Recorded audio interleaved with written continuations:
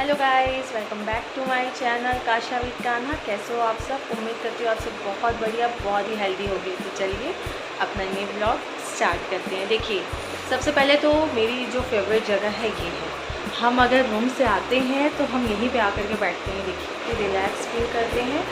जो भी मतलब गुड्डा को देखना हुआ, कुछ हुआ, मेरा ये मेन मतलब फेवरेट जगह है मेरा ये।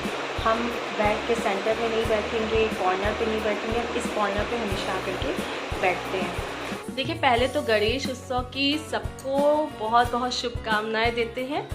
और गणेश उत्सव भारत के हर एक क्षेत्र में मनाया जाता है, ठीक है। और लोग अपनी श्रद्धा से 3, 5, 7, 11 दिन, जितने भी दिन गणेश भगवान को लाके स्थापित करते हैं, फिर विसर्जित कर देते हैं। तो विसर्जित करने के नाम पे एक चीज़ हमें याद आती है कि ये केवल महाराष्ट्र में ही विसर्जित नहीं किया जाता। ये जितने लोग गणेश भगवान को लेके आते हैं वो लोग उतने दिन रखते हैं और विसर्जित करते हैं। लेकिन सही मायने में मेरी पॉइंट ऑफ व्यू से ये चीज़ मतलब अब सबके लिए है तो हम नहीं बता सकते, लेकिन मेरे पॉइंट ऑफ व्यू से ये चीज़ सही नहीं है।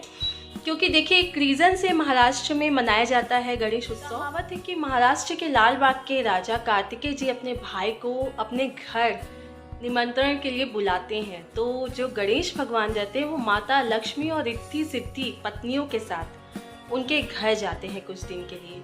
तो जितने दिन वो उनके घर पे रहते हैं उतना मतलब क्षेत्र उतने दिन धन धान से पूरा एकदम परिपूर्ण हो जाता है। किसी तरह से कोई किसी को कमी नहीं रहती धन से। राजा कार्तिकेय जी उतने दिन उन लोगों का बहुत सम्मान करते हैं, आदर करते हैं। फिर इसी जो पूजन ये किए थे राजा कार्तिकेय जी, इसी पूजन को गणेश उत्सव के रूप में महाराष्ट्र में मनाया जाता है। तो ये उस समय से प्रथा चली आ रही है, तो अभी भी चल रही है। लेकिन मेरी मानने से और सब क्षेत्रों में जैसे गणेश भगवान को लोग लेके आते हैं, फिर उनको कुछ दिन के लिए स्थापित करते हैं, फिर विसर्जित कर देते हैं, तो ये नहीं करना चाहिए। क्योंकि गणेश भगवान के साथ माता लक्ष्मी, पत्नी रिद्धि सिद्धि, ये सब भी आती हैं। और जब आप उनको विदा करते हैं तो विदा करते समय आप क्या बोलते हैं? गणपति बप्पा मोरया, अगले बरस तू जल्दी आ।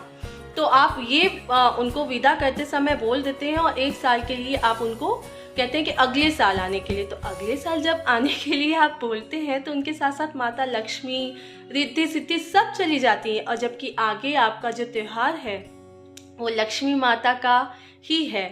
तो आप जब उनको 1 साल के लिए भेज रहे हैं तो फिर आप कैसे, दिवाली हो गया, नवरात्र हो गया, और अभी देखिए 16 दिन का माँ लक्ष्मी का पूजन चल रहा है, तो कैसे आप मनाएंगे? जब आप उनको विसर्जित कर दे रहे हैं तो आप उनको कैसे मनाएं, मतलब उनका त्यौहार मनाएंगे? सोचना आप ज़रूर।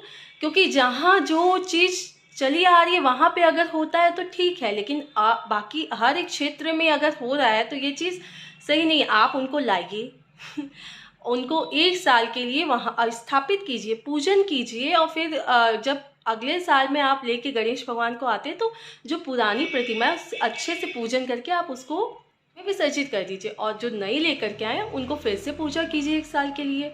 तो गणेश भगवान के साथ आपको पता है कि माता लक्ष्मी और पत्नी रिद्धि सिद्धि सब चलती हैं। तो आप उनको लाइए, पूजा कीजिए, ठीक है। उनको 1 साल तक अपने पूजा घर में रखिए। फिर दूसरे साल जब आपका गणेश उत्सव आएगा, आप पुरानी जो गणेश जी की प्रतिमा है उनको पूजन करके आप विसर्जित कीजिए और नई को पूजा कीजिए। तो ऐसा ही करना चाहिए, क्योंकि जहाँ जो चीज़ चली आ रही है वो वहीं चलेगी। आप हर क्षेत्र में उस चीज़ को मत कीजिए।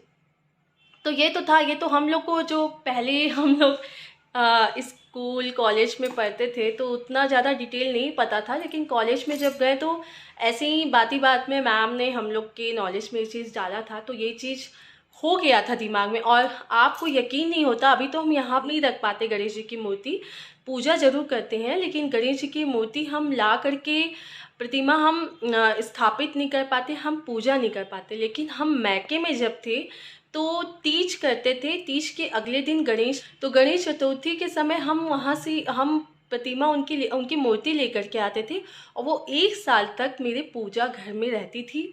और जब अगले साल मतलब गणेश उत्सव आता था तो हम दूसरी प्रतिमा लाते थे, दोनों की अच्छे से पूजा करते थे। फिर जो पुरानी प्रतिमा रहती थी, पूजा अच्छे से पूजा विधि करके उनको विसर्जित करके फिर हम उनको रखते थे। तो आप ऐसे कीजिए। तो देखिए, ये तो हो गई नॉलेज की बात, और खूब सारी नॉलेज की बात। तो ये आप ज़रूर सोचिएगा कि गणेश भगवान को आप लाइए, स्थापित कीजिए, पूजा कीजिए, पर आप उनको विसर्जित नहीं कीजिए। उनको 1 साल तक अपने पूजा घर में स्थान जरूर दीजिए। हम बताते हैं हम क्या किए। अभी हम खाना जस्ट बना करके आए हैं। अब बस गुड्डा को बुलाएंगे, 6:45 बज रहा है। गुड्डा को बुलाएंगे, कुछ खिलाएंगे उसको, और फिर उसकी शैतानी शुरू होगी, जो कि अगर मुझे टाइम मिलेगा तो मैं ज़रूर आपके साथ ये भी शेयर करूँगी। तो चलिए मिलते हैं आगे। गुड्डा का ये एक तरह से खिलौना हो गया है। देखिए, उसको जब भी बाथरूम लगती है तो इस पर बैठ जाता है, फिर उठ जाता है। अभी किए नहीं हो ना, सिट सिट सिट। ये क्लैपिंग, काना क्लैपिंग। तो ये इसकी जगह है। जब भी इसको टॉयलेट लगता है तो अगर इसका ये सीट रहता है, टॉयलेट सीट, तो ये यहाँ पे बैठ जाता है और कर लेता है। अभी ये किया नहीं है, अभी ये शैतानी कर रहा है। गाना हो गया, गाना कर लिए शी, अभी आ रही है, कर लो शी। और ये बताता है कि शी हमको शी आ रही है, शी आ रही है, हमको ये बताता है, सबको बताता है। तो बस इसको जा कर के करवा लीजिए।